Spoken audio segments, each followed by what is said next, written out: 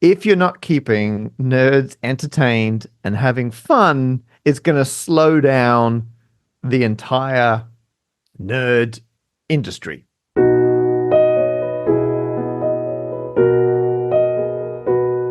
There's a new title holder for the largest known prime number. Now, of course, there are an infinite number of primes. That's a proven thing.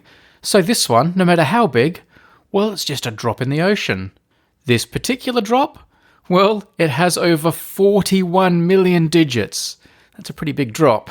Can you imagine that? A number so long that if I set it 1 digit per second, 8, 8, 1, 6, 9, 4, etc., we'd be here for nearly a year and a half. And that's without toilet breaks. Now, this particular number is in a very special category of primes called Mersenne primes. For over 30 years, the title holder for world's biggest prime has always been of this flavour. To start things off, here's Numberphile's very own James Grime. So, Mersenne prime is a prime number, of course, famous prime numbers, building blocks of all of the numbers. But the Mersenne primes is one of those special categories of primes. In this case, a Mersenne prime is one less than a power of 2. Here's another Numberphile regular and prime enthusiast, Matt Parker. I asked him where Mersenne primes rank in the pantheon of primes. I would rank Mersenne primes very highly, partly because they have such a long history. The ancient Greeks cared about Mersenne primes. We care about Mersenne primes. To have 2 millennia of human effort trying to find these things, you can't ignore that kind of historical pedigree. Like that's a famous type of prime. On top of that, they're just really nice. Like being near a power of 2 is just so pleasing. And you're absolutely right. There's, your Germain primes, your twin primes, all these fun types of primes, sexy primes. But there's just something so pure about Mersenne primes. And that's only been aided by the fact that they are the easiest to find. And so that has kept them so prominent for so long. They're kind of useful for us for checking large prime numbers because the test for checking whether they're prime or not is particularly easy to do on modern computers. Okay, James touched on it here, but let me really clarify what a Mersenne prime is. Let's start with the powers of 2. These are pretty simple, right? Think of 2, 4, 8, 16, 32, 64. You're doubling the number each time. 2 to the power of 1, that was 2. 2 to the power of 2, 4.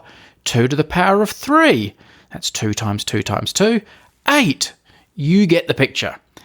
Now you subtract 1 from each number on this list, and now we have 1, 3, 7, 15, 31, 63. Pretty simple. These are called Mersenne numbers. That's in honour of an old mathematician called Mersenne. Occasionally, very occasionally, one of these Mersenne numbers also happens to be a prime number. These are the Mersenne primes. They're a little bit common at the start. 3, 7, 31, 127. They're all Mersenne primes. But the bigger your numbers get, the higher you go, the rarer they are. The latest Mersenne prime, the one we're discussing today, it's the 52nd one to be found. You get it by taking 2 and raising it to the power of 136,279,841. So that's 2 times 2 times 2 times 2 times 2, well over 136 million times. That is a huge number. Oh, and don't forget to subtract that 1 at the end. The man who found it, his name's Luke Durant. He was a computer guy. He spent over a decade working at technology firm Nvidia. Now he's an independent researcher, just doing his own things. My interest coming out of computing was sort of leaning into physics. The more I looked at the long-term directions of computing, the more I'm like, there have to be some physics developments to keep getting, past Moore's law in 30 years or whenever, our runway starts running out on computing. So let me go study some physics for a bit. I studied physics for a while and the longer I studied physics, the more I'm like, everyone's saying information is preserved in the universe. Information is sort of a first principle, first tenet of how physics and physics equations work. And, I was significantly finding I just didn't really have the math background to seriously approach physics like I wanted. So, okay, I'll take a step back and go work on math for a while. And the Mersenne primes always caught my eye, in and of themselves because they're so close to computing, powers of two, etc. And I kind of sort of converged around physicists keep talking about, information in the universe being an important, first principle. So let me go try to find a new, unique piece of big information and, see if that helps me, helps guide my thinking about large numbers. The more I've thought about these, extraordinarily sized numbers, this 41 million digit prime, compared to infinity, it's still zero, right? As large as this number is, we've still just barely scratched the surface of the math sphere. So it was kind of I felt like I had kind of a unique background in understanding, GPUs and, the sort of rapid development and availability. So I sort of decided, let me emphasize the things I kind of know and take a little bit less time on the math theory and physics theory that I'm so bad at, and see if I can pull something out of a hat in computing and go from there and see if there's interesting things down the line in theoretical math. Now, as big as these Mersenne numbers are, they're pretty easy to generate. Just raise 2 to the power of something and subtract 1. The hard part is checking if that number is prime, if the Mersenne number is a Mersenne prime. When Luke had his 41 million digit whopper, how on earth could he have known there were no factors? That there's not just one number, besides 1 and the big number itself, that will divide into it. There are so many numbers to check. That's where computers came in, of course, and a project called GIMPS. Yeah, well, what an unfortunate name for a start. Yeah, was it the Great Internet Mersenne Prime Search? Yeah, so this has been going since the 90s, looking for these large Mersenne primes. It's an exercise, they say it's an exercise in hardware, computer power, just as an exercise in computing and solving this problem. The actual finding of these Mersenne primes themselves, they're not necessarily useful, but it is kind of a note in history. It's a step along the way in history, and to be someone who finds one of these primes, that's bragging rights. Since the last time they found one of these Mersenne primes, which was 6 years ago, since then they've updated the software. So they're actually looking for probable primes now. So when they're testing these primes, they're running a test called a Fermat probable prime test, which is a test where if you fail the test, you have failed the test. But if you've passed the test, it not necessarily means that you have found a prime number. And so there are numbers that can pass the test but are not prime, which are called Carmichael numbers. And I know we have spoken about Carmichael numbers before on Numberphile. So that was the first test. That was the first hurdle that they passed. So when they were running these tests, it was a probable prime. Then they took that number and they ran more definitive tests, which are called Lucas-Lehmer tests. Which are then using this idea that it's easy to work with powers of 2 on a computer, because a computer being a binary-based system. And so you actually make a sequence of numbers which are effectively squaring a number, subtracting 2, and then you square a number, you subtract 2, and you're looking if it's divisible by your prime that you're testing. That'd be the Mersenne prime. And you're just looking at the remainders as well. So your numbers never get too big.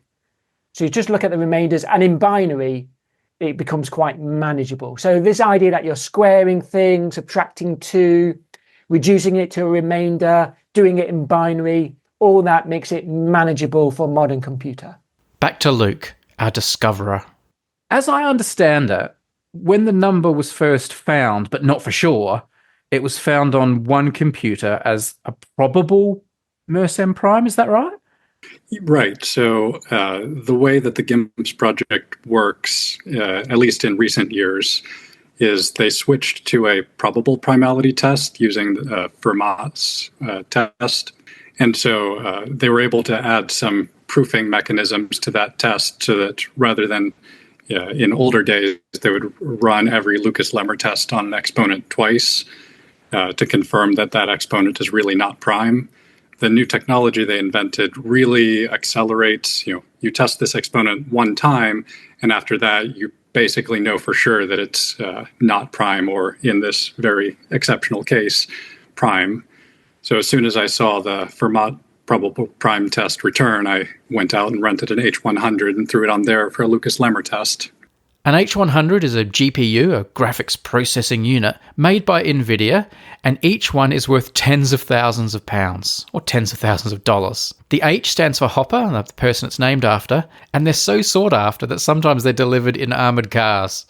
So that gap between probable, very probable, and absolute, was that like exciting? I can't do this fast enough, or were you just, I'll do it next week when I get time? Or tell me how you were feeling at that point.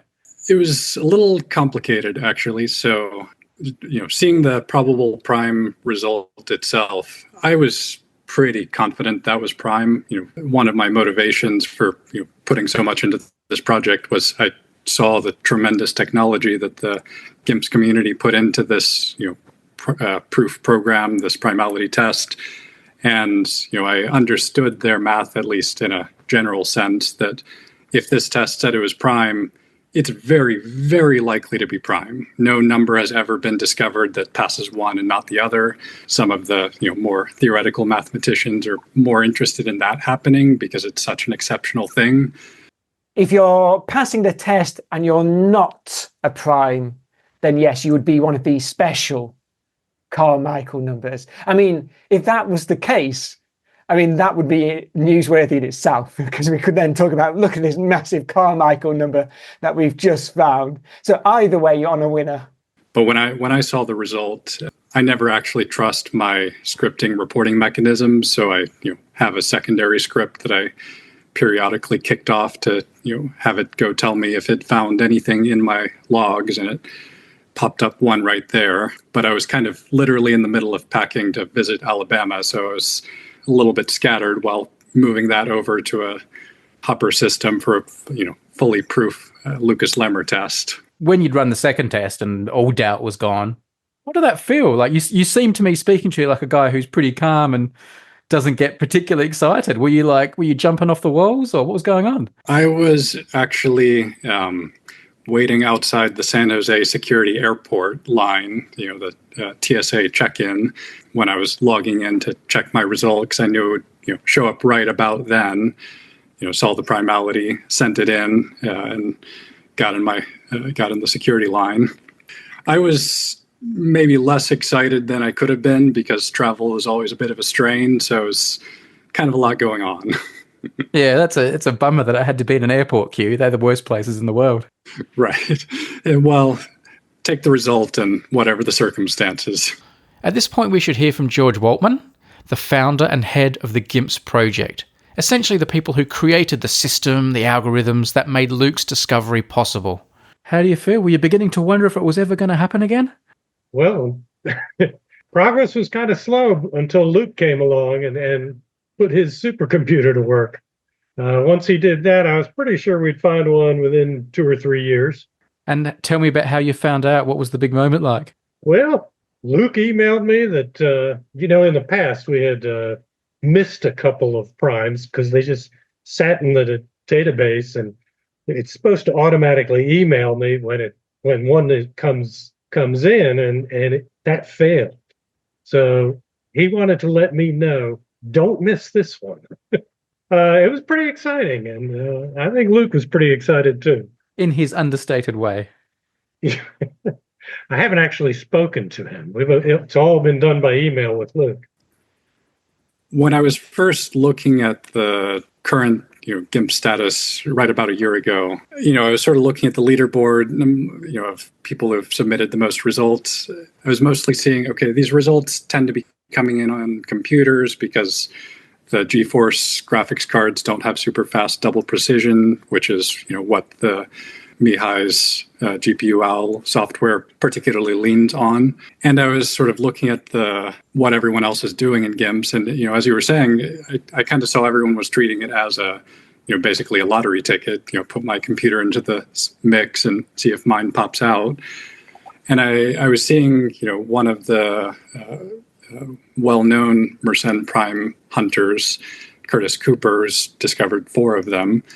He ganged together a bunch of computers at, forgive me if I get it wrong, but I believe the University of Central Missouri, there, and, supported by their university infrastructure, power, budget, etc. And he was, well in the top of the leaderboard for, first primality tests of the past year. I'd seen someone else had, tried to do a burst in the cloud to find one in years prior. From a glance, it kind of looked like no one was really treating it as a race. It was just sort of put it into the bucket, see if it comes out eventually. And, I'm looking at it. It had been about the longest period of time ever since a new Mersenne prime had been discovered, at least through the GIMPS program. And, my background at my former employer was very much, if computing's too slow, throw some GPUs at it. So I, figured I have some budget, I have some interest. I'm going to see if I can, basically do practical accelerated computing, throw my personal GPUs at it a little bit. Okay, I didn't find one within my patience, which is not as long as it might be. And, basically kept redoubling, find what cloud GPUs were available. I shifted sort of through most of the major cloud providers over time, eventually converging on 1 or 2 that I could get the best, price and availability and specs on. At some point, I had to form the Durable Science LLC, company to, have a sufficiently official home for the project. The big tech companies aren't super interested in selling compute resources at the scale I'm doing to private individuals. So put a company there to have some respectability. Yep. And just kept seeing more compute available. And at some point it was like, I have an opportunity to just throw together a huge system and see what happens. Let's see what happens. So it was actually pretty exciting to me to reach a scale of it's genuinely a global supercomputer put together in my office and found a unique result. It's pretty fun. Here's Matt Parker again. I have huge respect for what Luke's done by just being so singularly focused on finding, this world record sized prime. But not only that, you get the sense Luke wasn't just about the accolades of discovering the biggest prime known to humankind. Luke was all about, can it be done? Can you put together this kind of cloud supercomputer, and what's the technology you need, and how do you manage that and run it? And I totally get that. Sometimes the doing of the project, the journey, if you will, is the real delight. Like it's equivalent to people who have hobbies, stamp collecting or train spotting, where it's how can you collect and curate the data and revel in it.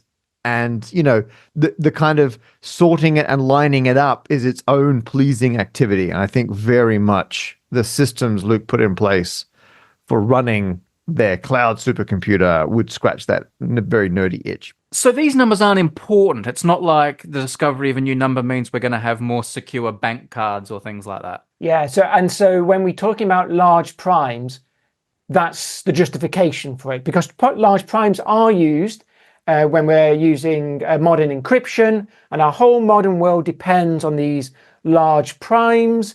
But this is something different. This is, again, looking for these largest ever primes is just a different kind of exercise. And it is, like I said, a note in history, but not necessarily useful and not going to be used in encryption. Possibly because they're too famous, and possibly because these numbers were multiplying primes together.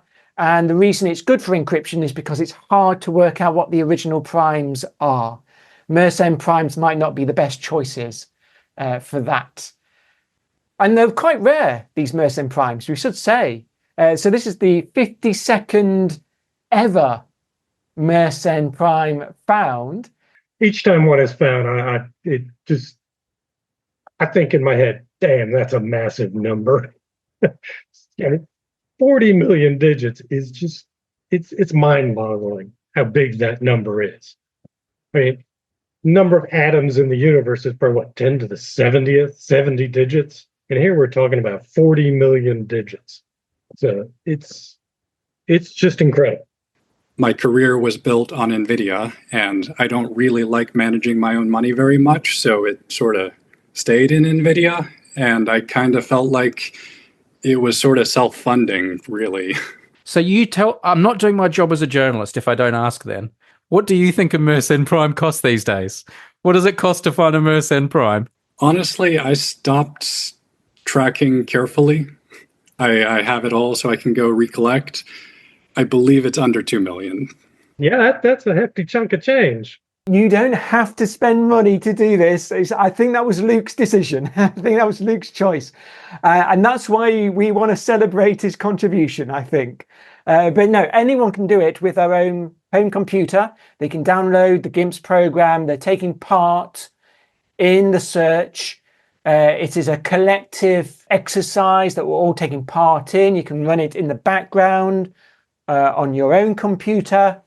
Does this change the face of the GIMPS project? In my head, GIMPS was always like, the little man and the little woman running a computer in their office, hoping they're going to be the one to strike it lucky. I mean, this is get industrial now. Yeah, well, I guess that depends upon Luke. It could go back to the old mom and pop shops, finding the next prime, or he might stick with it. I don't know how much of his resources he wants to devote to future computing. What do you want? How do you feel about it as the founder of GIMPS? Because there is something romantic about the everyman doing it, but there is also something nice about the numbers rolling in. So yeah, well, I've been at this a long time now, so I'm kind of happy either way it turns out. Yeah. It can go either way. I'm happy no matter which way it goes. There is money in this. There are prizes available. And I know some of the more attention-grabbing prizes are like for the milestones. The first, 100 million digit prime found this way has a $150,000 prize. Obviously, one of the big targets is the 100 million digit one. That's the one you've got the big prize money on. We've now got over 41 million digits. How far off is the 100 million? That's exceptionally hard to get from 40 million to 100 million. Each Mersenne prime it's an order p cubed time complexity problem. In other words, just going from exponent 80 million to 130 million, let's say that costs, $2 million. To go from exponent 130 million to exponent 330 million, that's what? You got to triple the exponent. And here we didn't even double the exponent. So you're looking at, say, 4 times the exponent size. But you put that in a p cubed time complexity formula, you're looking at 64 times harder. Or 2 million times 64 would be $128 million he would need to invest to probably get there. And still no guarantee of success. I'm not going to live to find that 100 million digit prime. You don't think so? I don't think so. You deserve to see it. Well, I've seen a million and I saw 10 million, so I'm happy with that. It's probably pretty trivial to you, but I hear that you get a $3,000 reward for finding this Mersenne Prime. What are you going to do with that? You're right. When I first was looking through the results, the project listings, I'm like, oh, I wonder if someone could spend 3,000 and get that out, because I didn't know the probabilities at the time, and I've since realized the 3,000 is not a lot compared to the necessary expenditure, and so I realized that the best place for the resulting GIMPS prize money would be to go back to my high school at the Alabama School of Math and Science. I genuinely wouldn't have made it out to California if it weren't for the base and platform that I got through, my fellow students and professors there. Does it feel amazing? Does it feel like just another stamp in the stamp collection, or does this number feel special to you? This number feels special, but any project has its components that are important.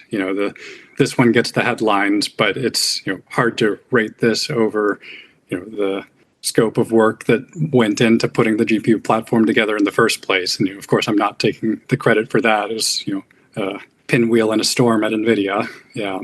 I know this is a question you must get sick of answering, and please don't think that I think there needs to be an answer, but what's the point of this?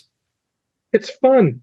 I mean, we do things for fun all the time. I mean, the joy of discovery. For me personally, I enjoy the computer programming problem, which is optimizing the whole process from the program written to the algorithms used.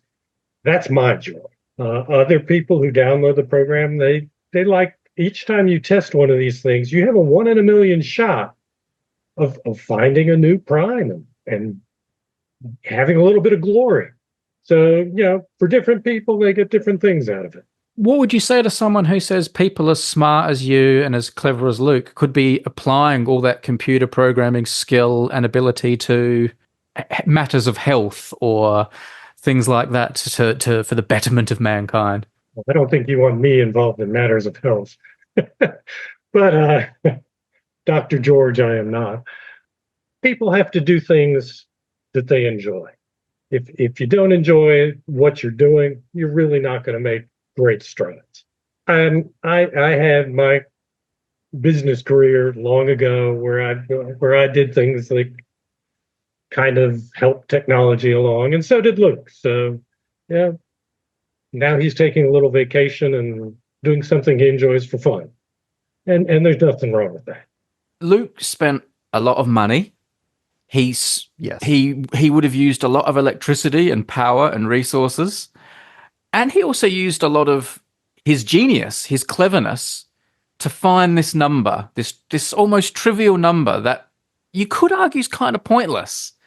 How do you justify all of that being poured into this project? Like, can you justify it? It's a really good point. And there are answers that could be constructed with a little bit of whataboutism, because there are so many other hobbies and pursuits that use untold resources in the name of recreation. And that's everything from, competitive sports, Formula One motor racing, right through to people who invest incredible amounts of money in a model train set, and everything in between and in all different directions.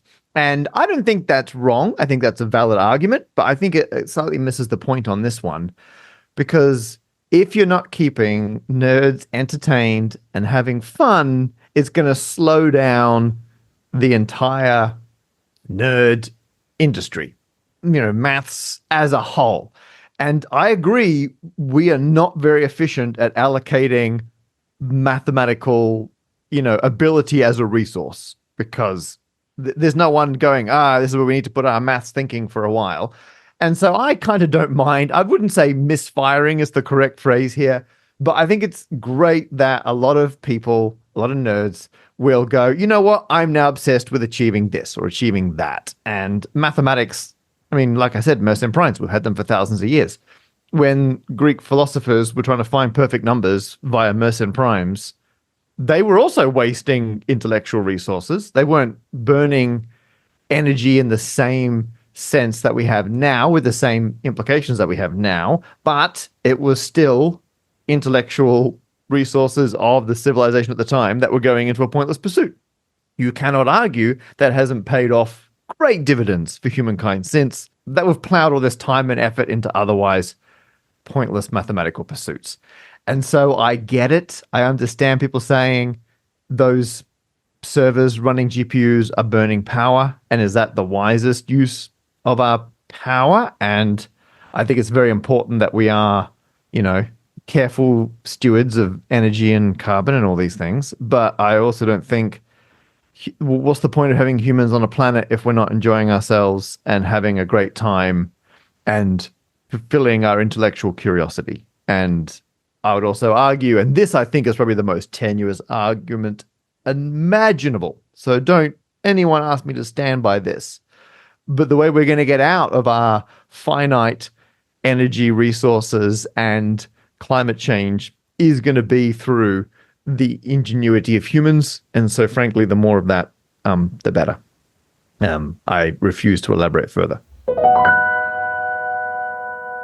I can tell you what I'm really excited about, though, because I do love primes and I do love a Mersenne prime, but I have a special place in my heart for a perfect number.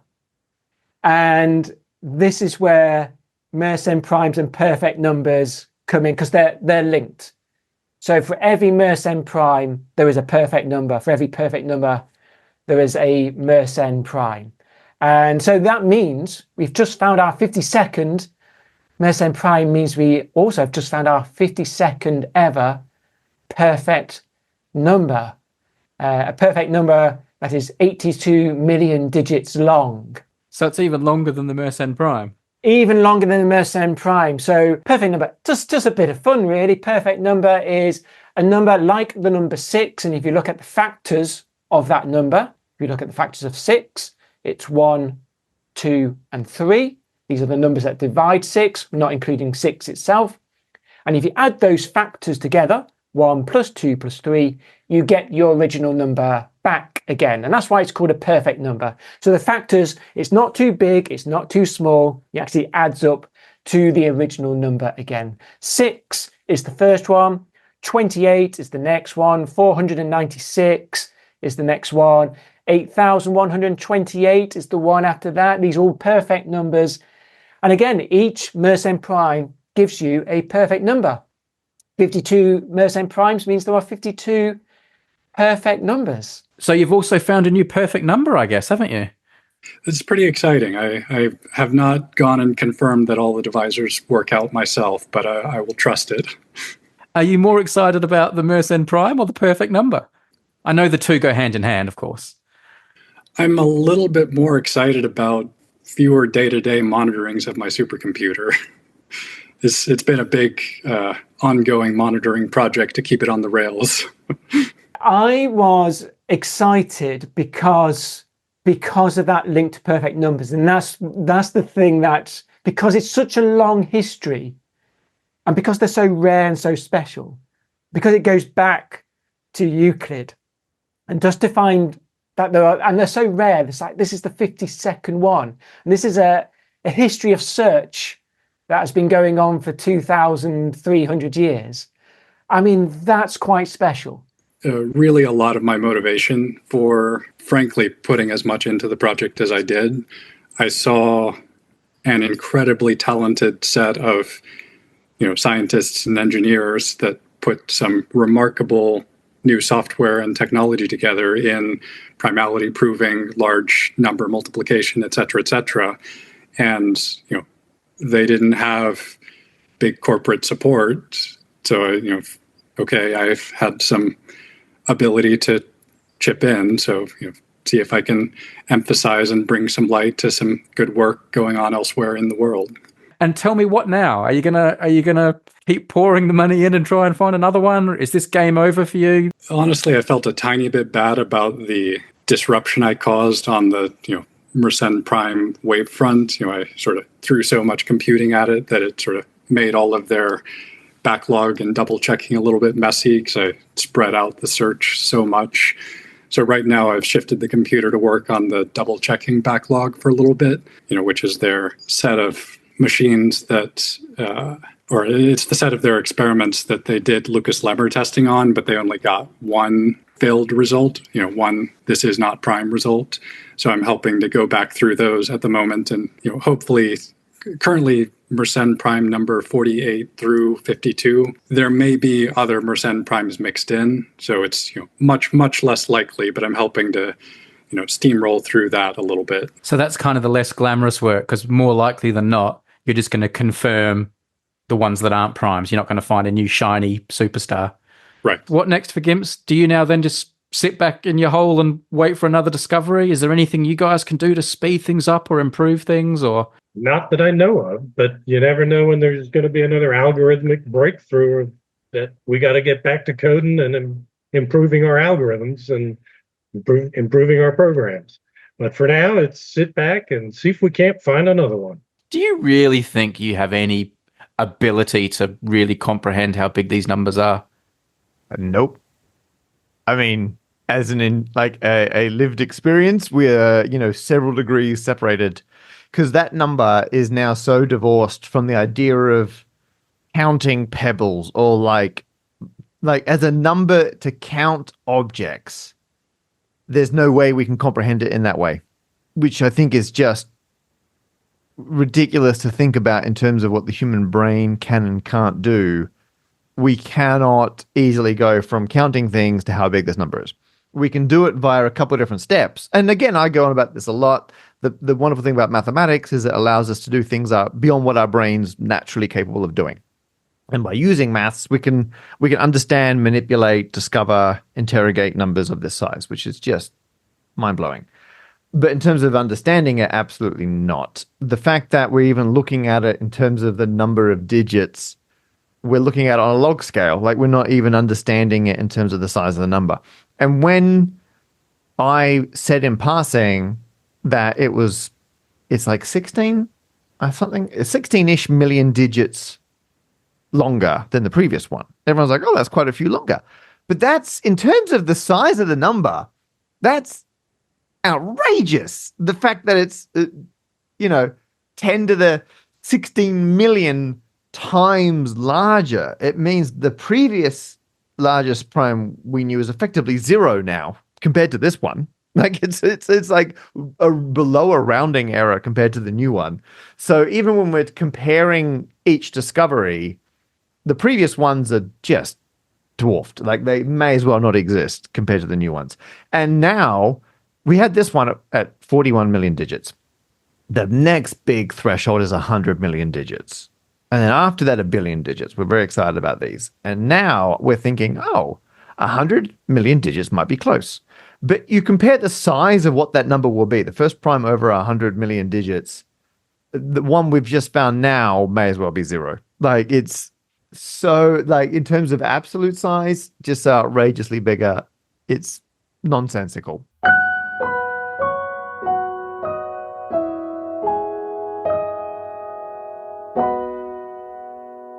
I think I'm going to end today's podcast here, but all 4 interviews with our guests were really interesting, and there's a lot more stuff I haven't included, so I'm going to put full versions of the interviews with video on the Numberphile 2 YouTube channel. They're well worth a look. There's particularly a lot of stuff Matt has talked about that I haven't included here that you might like, so do go and check that out. And also, go and make sure you check out Matt's channel, Stand Up Maths, because his sort of video he made about this discovery, he puts all 41 million digits on screen. It's quite a thing to see and well worth a look. Links to all that stuff are going to be in the notes for this episode, so do go and have a look. That's all for now, though. You've been listening to the Numberphile podcast. I'm Brady Harron. Thank you very much for being with us. Numberphile is supported by Jane Street, our thanks to them, and also thanks to our Patreon supporters who make all this content possible. You can see a full list of their names also via a link in the notes for this episode, and if you like, you can become a Patreon, be part of this, help us make more episodes, more videos, more podcasts. Thank you very much, everyone, and I hope to be back with you very soon.